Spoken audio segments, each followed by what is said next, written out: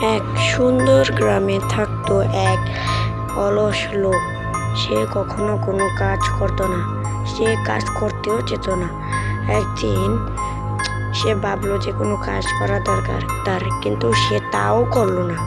তারপর সে শুধু এদিক সেদিক ঘুরে বেড়াতো, আর না হলে ঘরে বসে থেকে শুয়ে থেকে দিন কাটিয়ে যেত। একদিন তার এক বন্ধুর সাথে দেখা হলো। তার বন্ধু তাকে বলল যে তাকে বসে না থেকে একটা কাজ করতে, একটি দোকান দিতে তাকে বলল।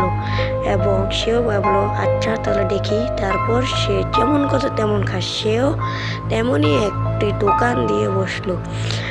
তার ব্যবসা খুব ভালো চললো। তারপর সে ব্যবসায় লাভবান হয়ে সে নিজের জন্য এক বড় বাড়ি করে ফেললো। কথায় আছে পরিশ্রম সৌভাগ্যের প্রসূতি।